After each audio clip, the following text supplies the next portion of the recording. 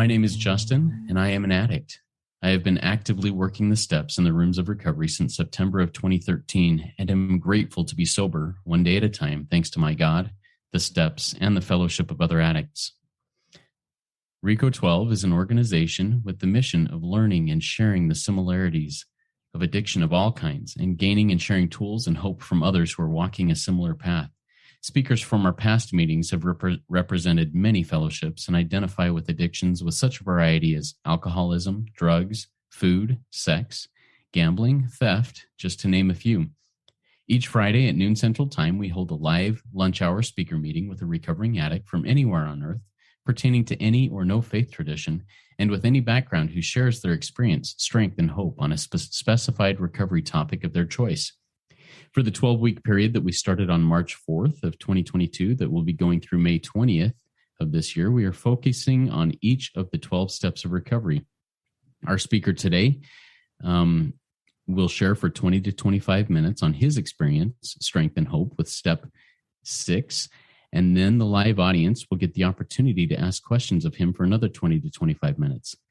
Now, to get weekly invitations to join us to continue on this path of these steps, or in the future as we revert back to our regular, any recovery topic that the speaker chooses to speak on, please go to RECO12.com/join us and submit your email address there to get those reminders and links. Now, we do and are grateful for any donations and podcast ratings and reviews that we get here. Information on how to do that will be in the chat of the live meeting and also in the show notes of the podcast. If you're listening and feel that RECO12 is of value to you, please take a few minutes and rate and review us in the podcast platform of your choice. It really does help us work our 12th step and get the message out there to other addicts. We look forward each week to receiving from the light reflected from our speakers. That light inspires hope, meaning, worth, and growth in us, the listening audience. Now, a quick disclaimer on this series of the 12 steps. While we hope that these episodes will be helpful to both sponsors and sponsees alike, these 12 weeks of episodes are not intended to replace the necessity of working with a sponsor through the steps.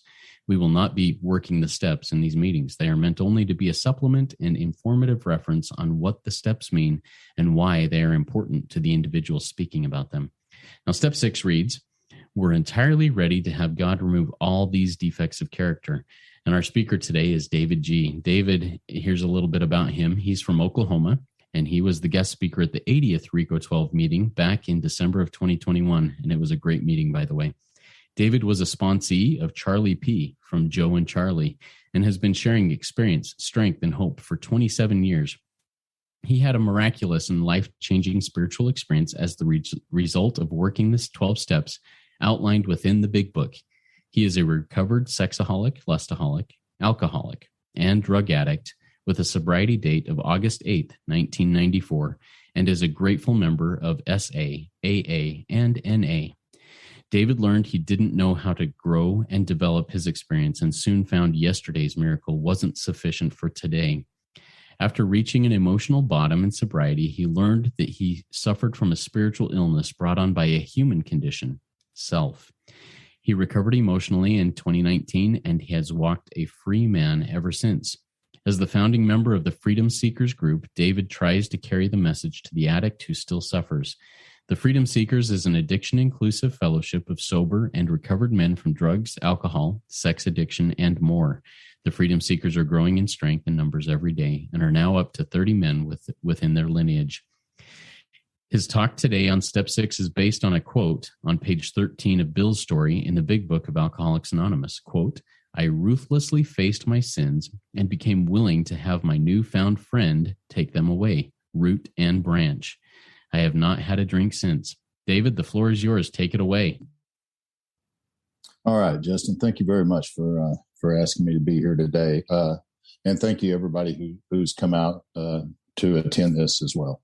My name is David G., and I am an alcoholic and an addict of many sorts. And I'm grateful by the grace of God to have a sobriety date of August 8th, 1994 in Alcoholics Anonymous. And for that, I'm very grateful. That is because of a loving God that revealed himself to me through these 12 steps as outlined in the big book. I really didn't have much of a faith in God or anything else whenever I showed up here in August of 94. And because of a lot of years of addiction and a lot of years of alcoholism and many, many tragedies that had happened in my life, I found myself placed in a National Rehabilitation Center for Native American Indians. I am from Oklahoma. I am a member of the Choctaw tribe, and I'm very grateful for that. After many years of trying to get sober and trying to get clean from drugs, many times that I spent in jail, some time in prison as well. I beat a man to death in my early days, and I was just an entire mess whenever I came to the rooms of Alcoholics Anonymous. Now, I tried to get sober 10 years prior to getting sober. So in 1984, I started trying to get sober. It wasn't until 1994 that miracle happened for me. And I ended up in the rehabilitation center for Native American Indians. And at that point, I was able to be introduced to their ways and their ceremonies with the sweat lodges and the different things, the vision quest and the different things that Native Americans do. There was one man there that was he was all AA, every bit of it, and he knew the big book better than anyone that I'd ever met. And what happened was early on, I asked that man to become a sponsor in my life, and he began to guide me through the big book of Alcoholics Anonymous and the directions therein. Now, about 9 months into sobriety, after that many years of trying, I'd had 2 sons along the way. I mean, it's just, we all know that story. And the reason that I don't want to get too much into a story is because the narrative sets up a story and I'm the author of it. And I either put more into it or take more away from it. It turns out to be a story. And I listen to speakers and they get into a lot of stories and that's their business. That's okay. That's not me. I'm interested in one story, and that's the story of how many thousand men and women have recovered from alcoholism, drug addiction, sex addiction, as outlined in the big book of Alcoholics Anonymous. So my story falls along those lines. But quickly to qualify, after I'd been here for 9 months, my youngest son, I had two sons. My youngest son drowned in Lake Monroe, Indiana, and that was a devastating blow. It was a terrible time for me. I was emotionally a wreck.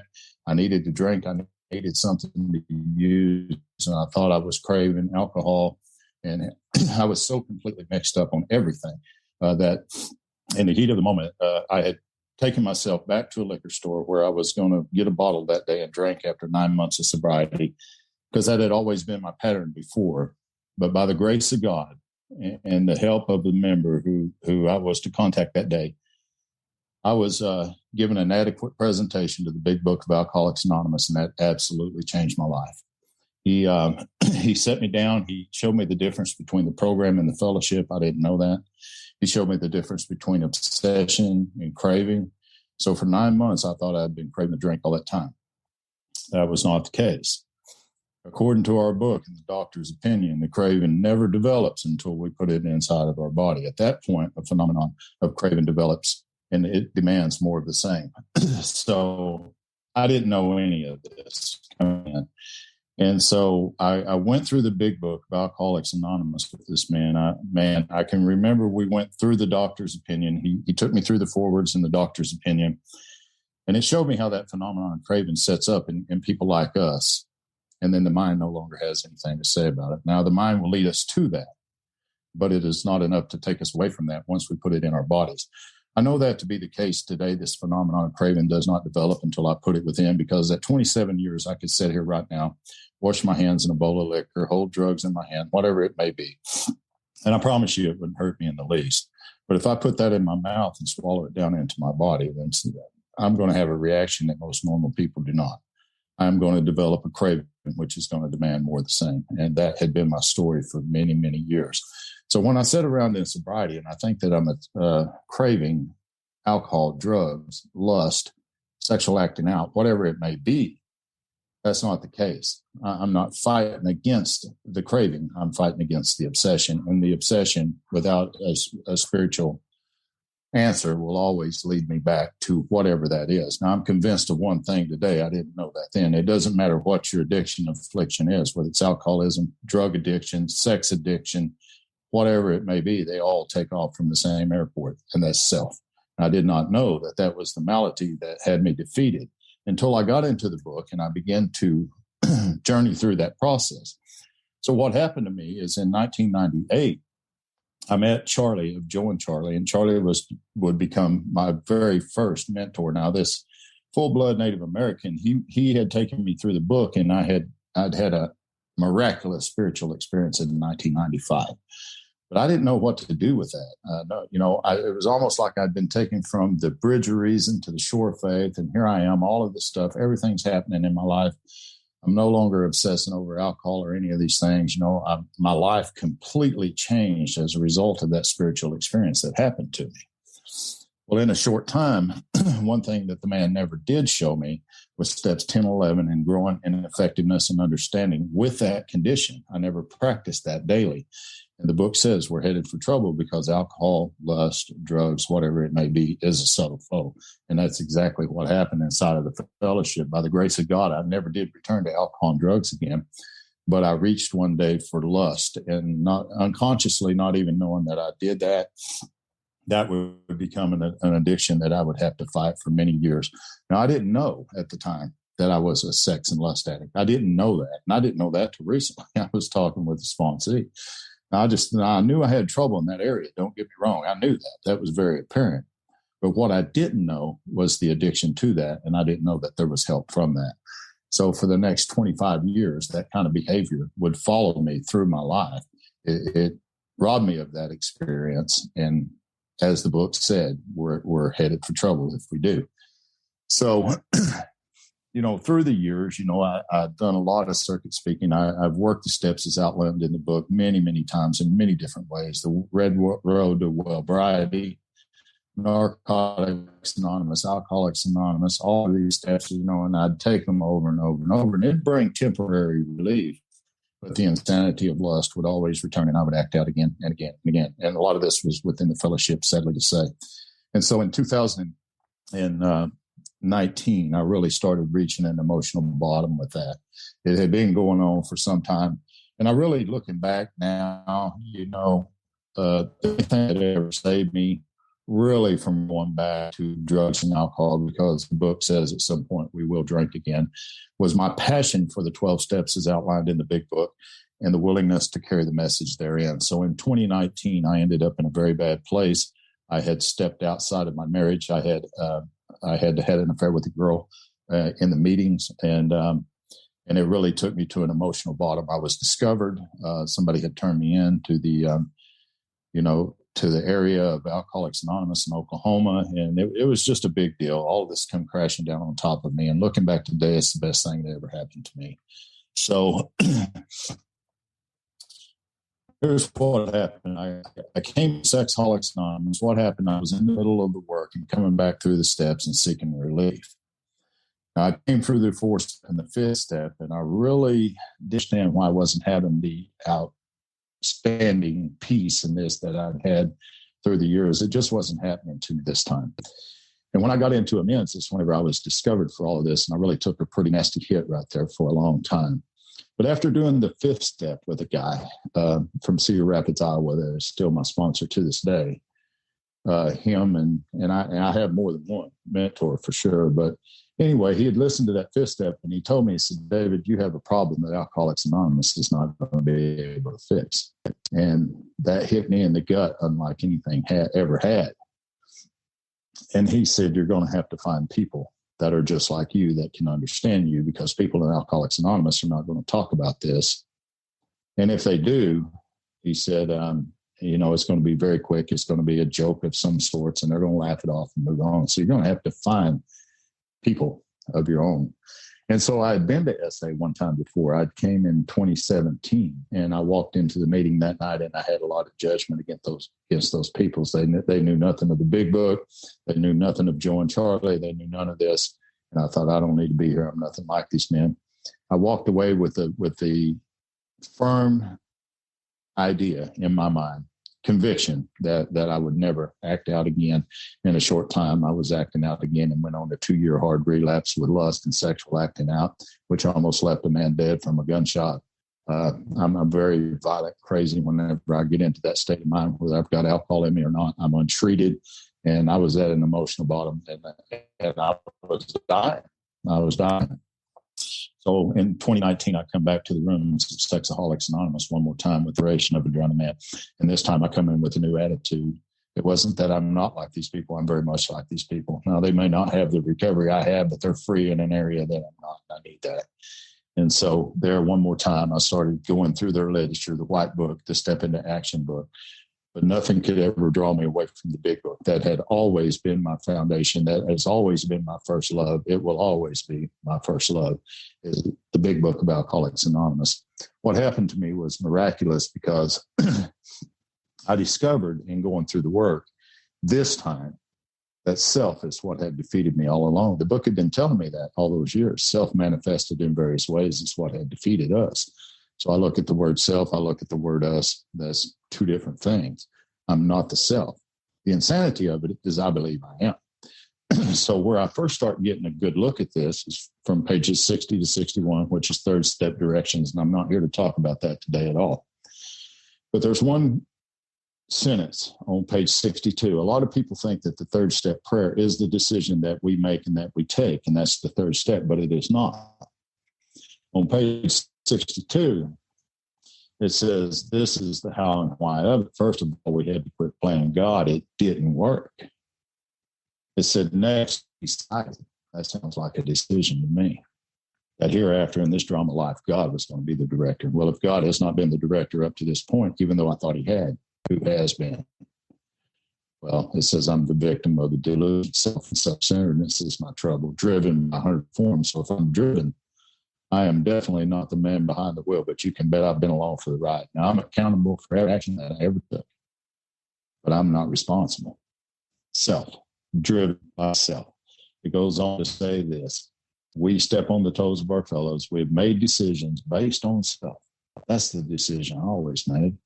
It told me what to do. It doesn't have arms and legs. It uses my active part. And here we go. When I get to inventory this time, I don't see who I am. I see who I've become based on a narrative that was given to me by self, and I've acted the part, and here's the result of my life. So whenever I do step 4 and I finish up and I go through step 5, and at the bottom of it where I take that hour alone, there's one promise in there that really jumps out to me, and it says we will be walking hand in hand with the spirit of the universe. So moving forward in 5 all the way to 12, according to this, I'm going to be walking hand in hand with the spirit of the universe, because now there's some things cleaned up on the inside of me that never was before. And so it says we may have had certain spiritual beliefs, but now we've had a spiritual experience. So there's a transformation that takes place from a belief to now. I've been placed in a position today that's far beyond a belief. It's the now. Bill said I simply had to believe in the spirit of the universe that knew neither time nor limitation, but that's as far as I'd went. And it was as far as I'd went too. So step 6. We're entirely ready to have God remove all these defects of character. There's only one short paragraph about that in the book. And so a lot of people say, how can you even share on that? Well, I really start getting a glimpse of this back in step 4 in the third column. In the first column, I list who. Second column, I list why.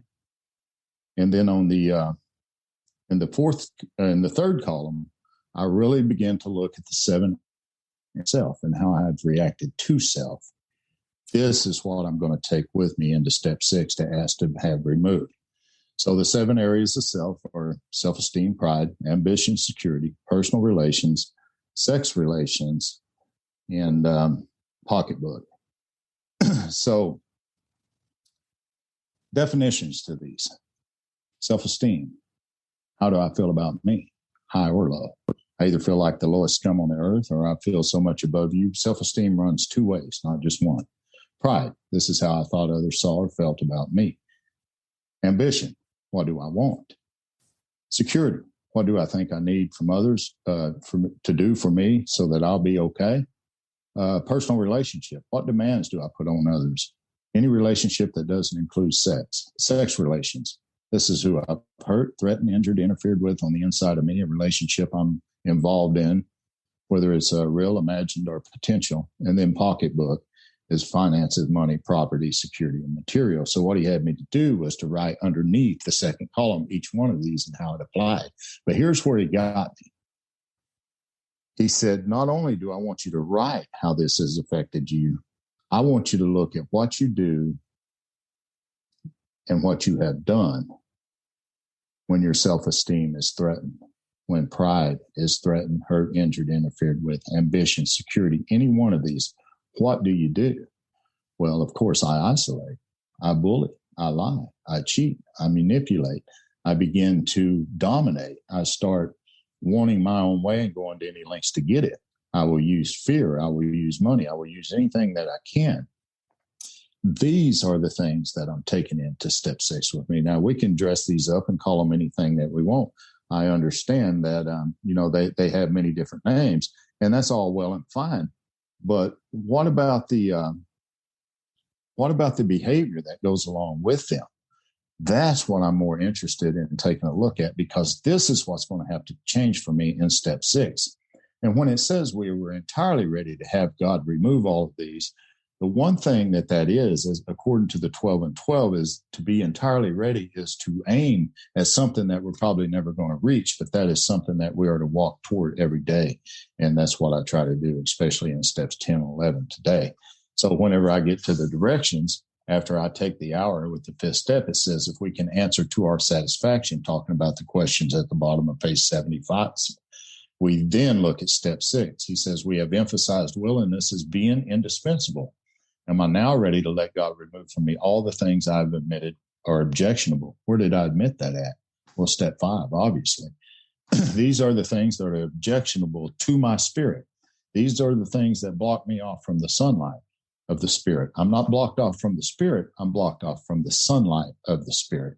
I can walk outside at night on a pitch black night and I can look into the sky. I can't see the sky, but it doesn't mean the sky isn't there. It just means that I'm dark. I'm blocked from seeing that. And it's the same thing with these defects of character. So he asked me, am I now ready to let God remove from me all the things that I admitted were objectionable? So whenever I looked at columns 3 and 4 and the fear in my conduct inventory, I discussed them with another person. I knew exactly what I was bringing to step 6. I didn't have to look for that.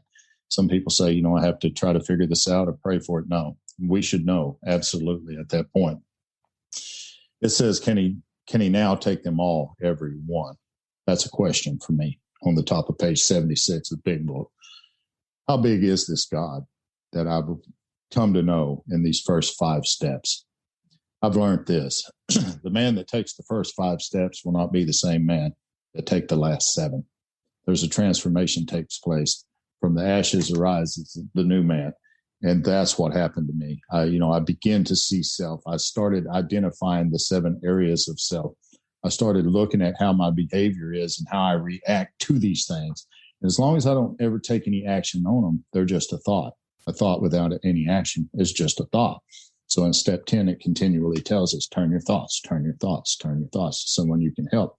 And if you will do those things, then self is not that it ever goes away, but the volume gets turned way, way down on it. So the question, can he take them all?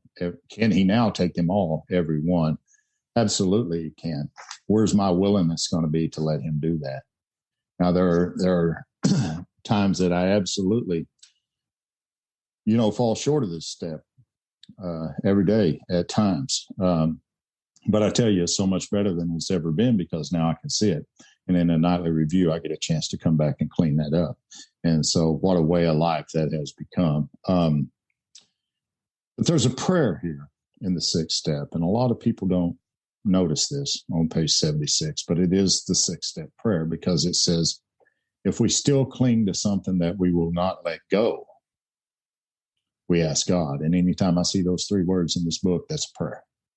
We ask God to help us be willing. So my prayer became, God, give me the willingness to become willing to let this go, to let this go. I said that prayer for years with lust, and it came, but it came very ugly, and it came many years later. So that prayer is very effective. God, please help me to be willing. Give me the willingness to be willing. So one of the other things with step 6 that I have learned is messengers will show up to give us opportunities to practice this step over and over. I've been hot-headed for most of my life until, I've outgrown so much of that now. That's elementary to me anymore. I just don't do that, And, but one day I was at a convenience store whenever the gas prices just began to rise. And, I'd taken the vehicles down to get them filled up before it went any higher. And there were a couple of young men and a young lady outside of the convenience store. And one of them, he got to looking at me very strange. And I didn't know what was going on. I mean, they were young. I really didn't pay a whole lot of attention to it. But pretty soon he approached my car. And he told me, he said, I noticed that you were looking at my girlfriend, and I don't appreciate that very much at all. I can honestly tell you there was a day that he had absolutely been right about that. I'd been guilty, but that day wasn't today. And no, you're wrong. Well, he didn't accept that answer, and he started to get pretty violent, and verbally, not physically. And instead of pausing when agitated or doubtful, asking for the right thought of the right action, like I know to do, I step out of the car and I engage in that. And, I just let him know this isn't going to turn out very pretty for anyone. And, some other comments with it. Well, it finally passed, and I was on my way home when I realized what had been told to me. Messengers will show up and give you opportunity to practice this. There was a messenger that day, and I fell short. I did, and that's okay. Here's what I've learned. God, please help me be willing to do better the next time this shows up, because it's going to show up. Maybe not in that form, but some form or another. If I have these crazy thoughts, they're going to show up again. The book says when these crop up, not if, when. So they're coming again. Trust me. So what I've learned to do is turn to God and say, God, please help me to do better the next time this shows up, and then go on and live my day and finish out my day without a bunch of guilt and shame and remorse and beat myself over something that self set me up to do anyway. It's almost like self sets me up to do it and then beats me up for doing it. And this went on for years and years. So I really discovered this, and I started to break free of all this stuff right here. The transformation happened for me. And less than a week later, I loved keeping my yard looking like a golf course. Somebody had run through it with tracks. So I was upset very much. So I was on my way home to find out who that was. When I heard that voice within say, that's another messenger. And I turned to prayer right then. And whenever I did, by the time I got home, it had worked itself completely out. I didn't have to fall into any of that. That day taught me that I need to practice this on a daily basis. So this is what I began to do with step 6. And this has really been a life-changing process. At the end of step 3, there is no amen. If you read that prayer on page 63, there is no amen at the end of step 3. That amen doesn't come until on page 76 right here in the 7th step. And it says we have then completed that step. So the meetings I go to said you never complete the steps, but the book says that we do. So here's what I've come to learn with that. I've completed that body of work in steps 3 through 7. But I'm going to get an opportunity to practice this for the rest of my life in 10 and 11. So there again, we have emphasized willingness as being indispensable. Am I now ready to let God remove all of that from me? Absolutely, I am. Those things serve me no longer. I see self. I know exactly who it is, what it is, when it starts, where it's coming from. I'm watching this all day long on a consistent basis, all the time. So I'm so grateful for the instructions that are outlined in this book. I just know that the imposition of self is why I drink, use, and act out to begin with. See, I didn't know any of this stuff before. The book says each person is like an actor. It doesn't say he is the actor. It says he's like the actor. What I didn't realize is there was a different director directing my actions. All I needed to do was discover what and who that was, turn from that, turn to God, do the work as outlined in the book, continue to help others, continue going through this process. I read this book to people all the time. I got 20 men into work easily. My job allows me to do that. And man, it has become a fellowship and a life-changing experience, not only for me, but a lot of other men in the family. So I know I'm at the bottom of the hour. I really want to thank Justin for inviting me back to speak on this step. And I'm really, really grateful to be sober. My relationship with my God today is the most important thing in my life. That has become the most beautiful thing. One thing I realize is this, and I'll close with this. There are two systems of thought. One is real, one is not. The doctor's opinion says we cannot differentiate the true from the false. That's because of self. Today I can. today I see what my true enemy is. It's not acting out. It's not drinking. It's not drugging. It's not any of those things. Those are the things I reach for to medicate these emotions buried deep within me that I don't even realize I have. And once I see this, then I begin to know that walking forward, I'm going to be walking forward with a new system of thought. That has really placed me in a position of neutrality, safe and protected, not from drugs and alcohol, but from self. I have recovered from a hopeless state of mind. Thanks, Justin. Glad to be here. Thank you so much, David. I really appreciate your share there, your perspective on things. And there were several things that came up that I just took notes on that I'll be asking for some clarification on here. But we'll also have questions from our live audience. Remember, to our reminder to our live audience, if you have questions for David about step 6 or his experience in recovery, please type them in the Q&A link at the bottom of your Zoom window. It looks like 2 speech bubbles over the top of each other, and we'll be happy to get to those. Now, I want to ask a question here that that you brought up something towards the end of your share here, and I'm going to put it in terms that I typically use. But you talked about, I am a director in the play, or at least I try to be. And to me, we've got the small D director, which is me when I'm trying to do it, and the capital D director, which is my higher power that is actually needs to be that director. How do you differentiate in your day-to-day life as to which director is trying to run this play in your life? How do you recognize that in your life?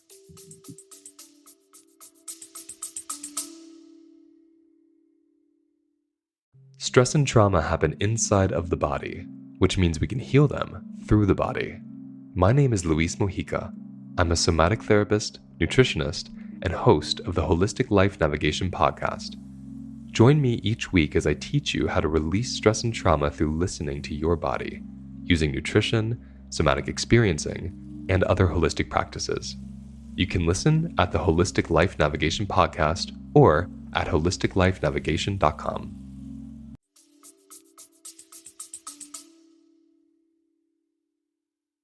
Absolutely.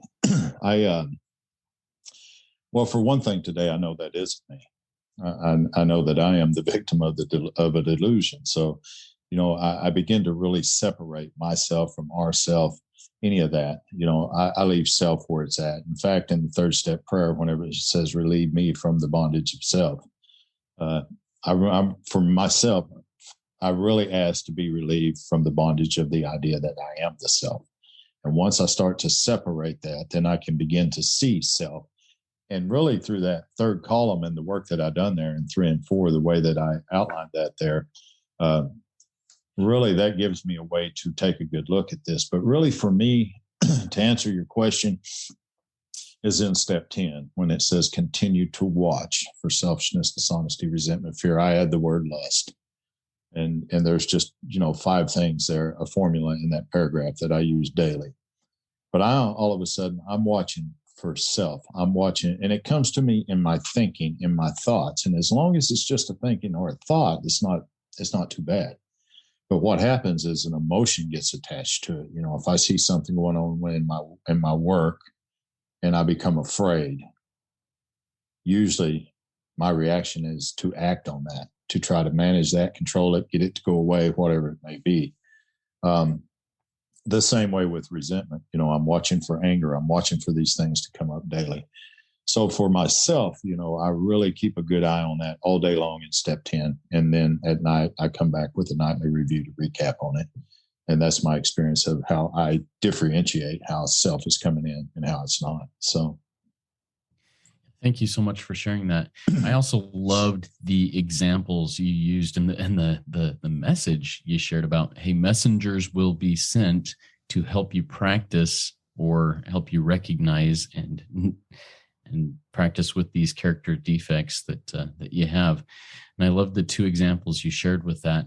Are there any other examples of messengers that have come across your life that you've reacted to either poorly or well to that have been great teachers and helped you see your character defects and that you're willing to surrender and be able to have them become more strong or at least more aware of them? Yeah, absolutely.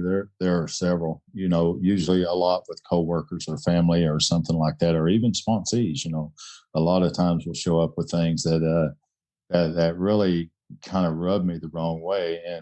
But what I've learned, instead of reacting to that now, as I take an action based more on a God-centered life, whenever I see that coming at me, one of the examples was, I was in a pretty heated conversation with my boss one day, and I noticed that resentment was beginning to come on there, and I was starting to feel that on the inside of me, and I knew exactly what it was. I knew it was self-manifesting in various ways there, and that day it just happened to be through him. And so what I'd done was I said, look, I'm in a bad area where there's bad reception, and there was. I said, I need to back away from this conversation for a couple of minutes, and so that's what I did. I pulled back. I asked God to remove that to me. I discussed it with somebody in a 10-step pretty quick. And the book says to turn my thoughts to someone I can help. So here's what I ended up doing. I turned my thoughts to washing his car for him. The book doesn't say I have to help anyone. It says I need to turn my thoughts to helping someone. So he lives in Kansas. I'm in Oklahoma. That's about a 300-mile difference there. And so the chances of me ever washing his car that day or any day are probably slim to none. But like it said, I don't have to do that. All I need to do is turn my thoughts in that direction. And that's what I've done. I turned my thoughts to doing that so he could take a family trip, his kids, and then would be in a clean car. This. When I did it, took the power out of the resentment. I see it. I've got eyes on it now. I don't have to react to that. And sometimes I do. And when I do, I make an amends quickly if I owe one. But more than that, I don't beat myself up over that. The one thing that I do is ask God to show me how to do better the next time this occurs, because it's going to. It most definitely is. So, that's one example of many. But, it's these things, these messengers, they show up in a lot of different ways.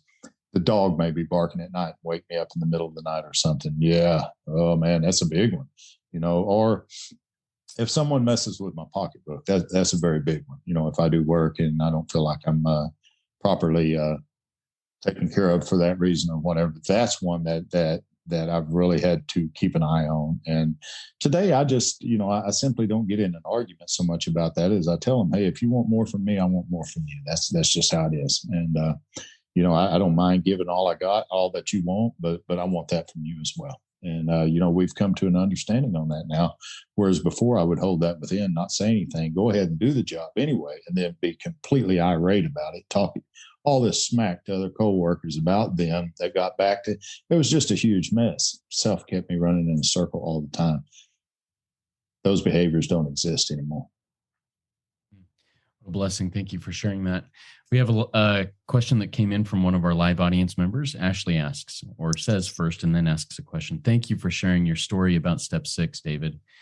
Earlier, you mentioned vision quests and sweat lodges. Can you tell us more about those and how they enhanced your recovery? Absolutely can. That was one of the very first things that happened to me the last time that I showed up at the Rehabilitation Center for Native Americans. They had talked about a sweat lodge, and I really didn't know what that was. And, I didn't know that it was spiritual, for one thing. I didn't know any of that was. And I showed up that day, and I really had a life-changing experience with the sweat lodge. And really what that is, it's a small dome that's made out of willows. Everything is cut and carved, and, you wrap it with blankets and a canvas tarp, and you have a fire that burns on the outside of it about 15 foot away with many hot rocks, and you bring those in with a pitchfork on the inside, and you place them in a little pit on the inside, and you close that up, and then you use water, which creates a steam, and you begin to sweat. And as you sweat, you pray, you meditate, you pray, you meditate. And what happens is you have an experience, body, mind, spirit, body, mind, spirit. And that has been a part of my recovery now for 27 years. I sweat within that first week. And man, what a life-changing experience. Now, the vision quest was something that's a little different. That's where you go on a quest, and all of these different visions, you fast as you go. And for me, I was taken to a secluded place, dropped off, and then come back, about 4 days later. You you really don't eat anything other than what you kill. And so, there's quite a bit there, but really what I'm looking to do is to get a vision. And this really goes along with the last chapter in our book there of the first 164 pages, A Vision for You. And so the Vision Quest is a very powerful experience. The Sweat Lodge as well. That's something that I continue to do to this day. In fact, I'd done one recently. I was planning to do another one this next coming up week. We do several of them. I've sweat with many, many different tribes, and most all of those people are in recovery. They have found forgiveness and healing through the sweat, and it absolutely connects to the 12 steps as written by our earliest members. So ever get a chance to do that, please do, because it is a beautiful, beautiful experience. Not everybody takes to it because it does get pretty hot as time goes on. It's like cooking a frog. You start slow, but as long as you don't turn the heat up on him too much, he can endure. So until he's cooked anyway. So anyway, thanks for asking that question.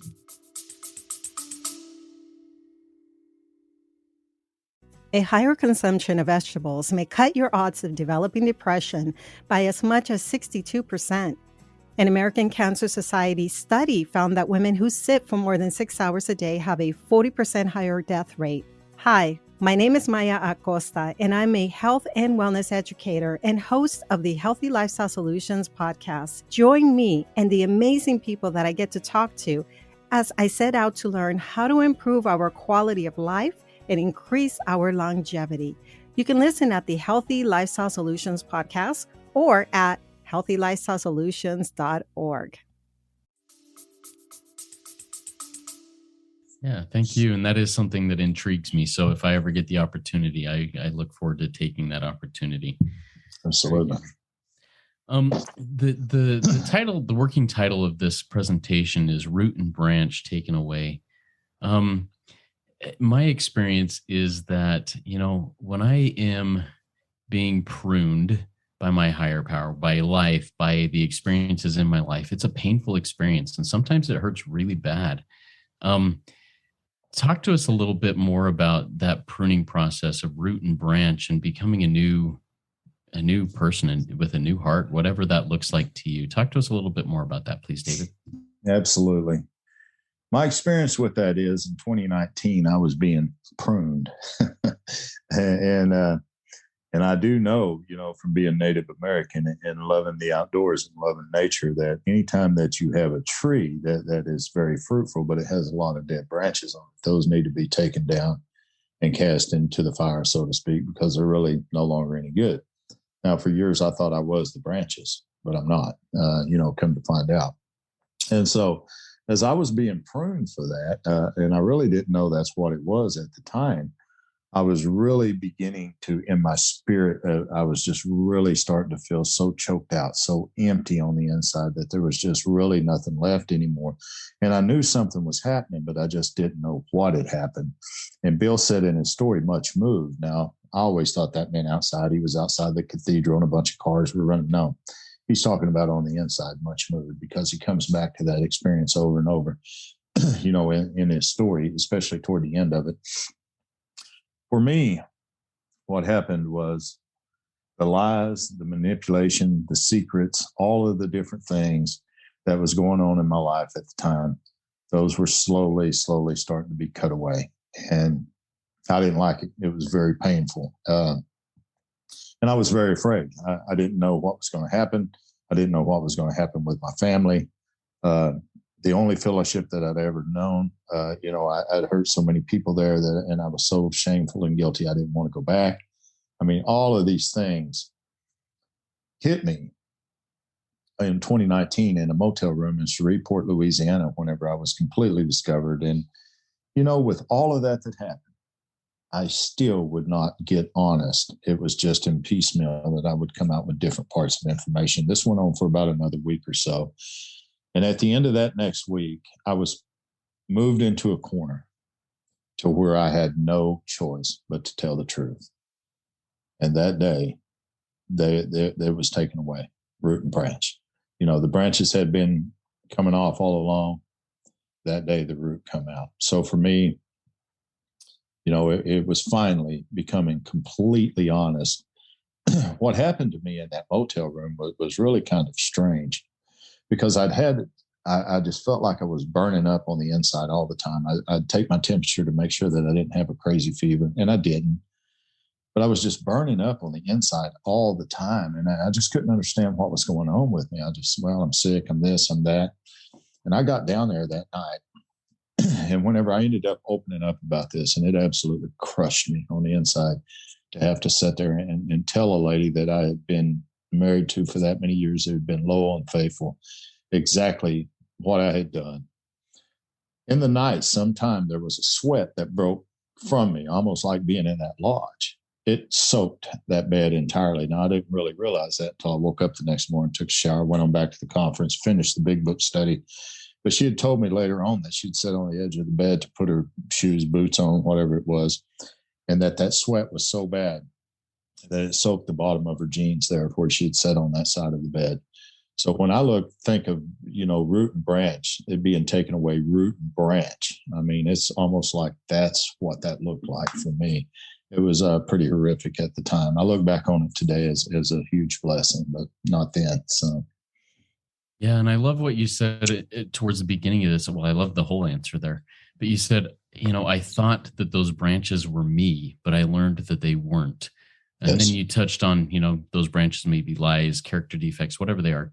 Talk about that just a little bit more, the difference between me and the branches that are being pruned and the roots that are being pulled out. Well, self manifested in various ways is what had defeated me. One of the other things I'd like to share with you right quick here is the characteristics of self. And there's 4 basic characteristics of self, and I didn't know that. And this is kind of what that looks like pertaining to your question. And see, all this time I thought this was me. Now, when I say that, and I have people tell me all the time, David, don't tell people that. Don't tell them they're not responsible. But we're not. I mean, we are accountable absolutely for our actions. We were there. We played the part that we were given, but we didn't direct the part. Self did. So when I look at the 4 characteristics of self, one is the victim.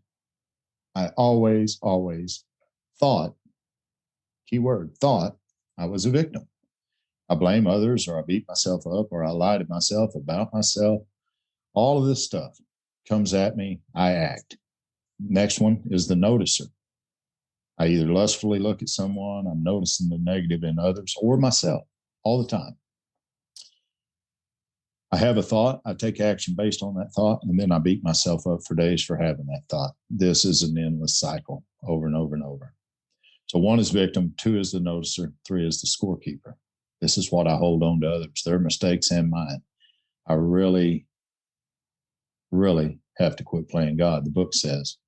And of course, the last is the judge, jury, and the executioner. And this is where I try to punish others, and then I end up punishing myself for others. So I know that the tree is who I've always been. The branches that are dead are all of these things right there. This is what has to go. When this goes, and a great teacher said it in this way in the Bible. He said, as a man thinketh, so is he. And that's good or bad. And I do know that today to be the truth. In my bio, what is put down there is I realized I suffered from a spiritual illness brought on by a human condition. And on page 64 of our book, it says, being convinced that self manifested in various ways is what had defeated us. There's self and us, the 2 different things. We considered its common manifestations. It says resentment is the number 1 offender. It, talking about resentment, which is a common manifestation of self, destroys more alcoholics, sexaholics, lustaholics, gambling, whatever, than anything else, even alcohol, drugs, lust, any of that. It destroys us quicker than any of it. But the book says from it, talking about resentment, which is a common manifestation of self, stem all forms of spiritual disease. I'm not spiritually sick. There's no way that I am. Self has convinced me of that. But if I read this very closely, it's telling me the reason that I have a spiritual disease is because I suffer from a human condition called resentment, which is a common manifestation of self. And this has me blocked and I can't even see it. So it says not only have we been mentally and physically ill, we have been spiritually sick because of resentment, not because my spirit's sick. And I had that backwards for so long. When that is overcome, I straighten out mentally and physically. And once I seen that for what it truly was, then I knew I was not the branches. I was the tree. I am the witness of those things today. So, yeah. Thank you so much, David, for expounding on that. That really opens my eyes to a lot of things. And I opened up my big book to follow along and took a couple of notes there that in places that I had not put that, made that connection before. So thank you for expounding and helping me see that. I've got one more question before we get into words of wisdom and wrap up here. The question I have, you talked and you hit on that, the accountability versus responsible. But what I want to talk about is the obsession versus the craving. Why is it so important for me or anybody else to understand the difference between the obsession and the craving? And why is there, is it important to really understand that difference? It absolutely was for me, because for so long I thought that I was craving a drink so badly and I would relapse, or I would act out again and again and again. And I would come back and I would just say, the craving, the temptation was so bad that I couldn't take it anymore. And I can remember talking to a man one day, and, he really pointed out the difference for me. I think the doctor's opinion is put into place in the big book for a reason. It says, it explains many things for which we could not otherwise account. It talks about, being maladjusted to life, full flight from reality, outright mental defects. He says these things were true to some extent and to a considerable extent with most of us, but he says, and that changes the entire paragraph. But we are sure that our bodies are sick as well. I don't need to go to a doctor or read a book to know that I'm mentally sick when I show up in these fellowships. I know that. I'm crazy. I'm not stupid. But what I don't know is there is something going on with my body. My mind will trick me into believing it's okay to do just one. We're going to take the edge off. Work's been a little hectic. Wife's on a rampage. We're just going to have one. That's it. No more. We're not getting to where we were before. But what I don't know is once I put that inside of my body, it's going to trigger an allergic reaction that's going to demand more of the same over and over and over. And when I do that, I set up a phenomenon of craving. I absolutely cannot stop until I'm sick, drunk, and in all kinds of trouble. I drink and use till I absolutely have to stop. I'm in jail. I'm beat up bad. And then my mind's going to trick me into doing it again. And then I'm going to drink and use and act out until I absolutely have to stop. And then it's going to run in reverse. And this is repeated over and over. And the doctor says, unless we can have an entire psychic change, there's very little hope of recovery. So yeah, there's a big difference there in those two for me. Thank you so much, David. And this has been really, really good. Do you have any final words of wisdom for us before we start closing this out? Well, the one thing that I would like to say that I always say, that anything that I have said here today that your sponsor has told you something different about, your sponsor is absolutely correct. Don't listen to me. Listen to your sponsor. That's who you're accountable to. Your values, not mine. If your reading and understanding of the book is somewhat different than mine, that's okay. That's your experience. This is mine. But this is my experience based on many years of experience with this book and with these fellowships. I have found a way not only to get sober, but to recover. If you're new or relatively new, or you're coming back from a relapse, there was a saying that I used to always say, and it was, for those still out there, please God. For those coming back from relapse, thank you, God. And for those of us here today, it's because of the grace of God. And I always, stick to that. But if you're new or relatively new, please, just don't give up before the miracle happens. Find somebody who is grounded in the big book or one of the fellowship books that can take you through the steps, outline what the problem is. The problem is not alcohol. It's not drugs. It's not acting out. If that's the case, just stop. There shouldn't be any more problem, right? But every time we stop, there's something up here between our ears that shows up, and it's mad and it's angry and it's upset. and it's going to react in all kinds of ways until I put something in my body to make it stop. And when I do that, I'm going to set up a craving beyond my mental control, and I'm going again and again and again. So this information is vital. There is a solution here. Our book doesn't say this is the solution. It says there is a solution. There's many solutions for many different people, but for us, people like us, most of us, this is the solution, and it's here. It's in the book. The fellowship is a wonderful thing. I have to have it. Page 17 of the book tells me that's a common peril, but that by itself would have never held us as we're now joined. The tremendous fact for every one of us is we've got a way out. And those words right there attract to me. If you got a way out, I want it. Show me what it is. And the very next sentence says, that's what the book's about. So yeah, the tremendous fact for every one of us. And it is a tremendous fact. So any newcomers, please, and feel free, reach out to me. I can connect you no matter, by the grace of God, I suffered from all those different afflictions. I've got contacts in every 12-step fellowship that there is. We can get you help if you're willing. So thanks a lot, Justin. Glad to be here today. Awesome. Thank you so much, David.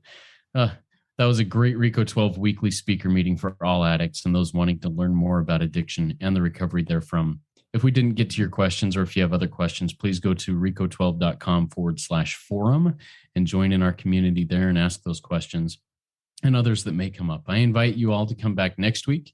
If you've not already rated and reviewed the podcast in Apple Podcasts, please go do so now. It's a great way to work your step 12. Next week, we will be doing step 7, and John R. will be our speaker, and he's excited to share about his step 7 experience, and it should be a great meeting. I look forward to seeing you all back here then. Now let's launch off into the rest of our day with a closing prayer that David will be voice for. Go ahead, David. Thank you one more time, Justin. Thank you, everybody, for coming out. God, please remove the veil that I may see what is really happening and not become intoxicated by stories and fears. Amen. Thank you, Justin. Amen. Thank you. Keep coming back, everybody. It works when I work it, so work it. You are worth it.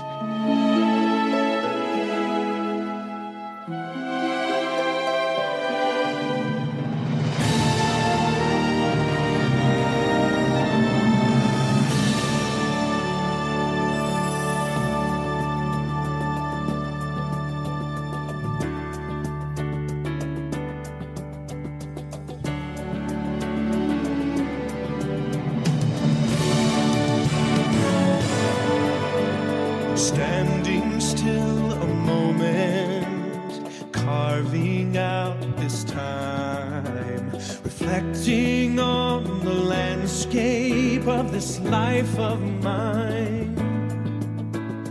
Peaks too high to conquer, streams too wide to cross, troughs too deep to walk through without incurring loss. Yet here I am, still standing tall, despite the rough terrain. One like me survived the storms and walked through wind and rain. Still standing, I will fight the good fight, still searching for glimmers of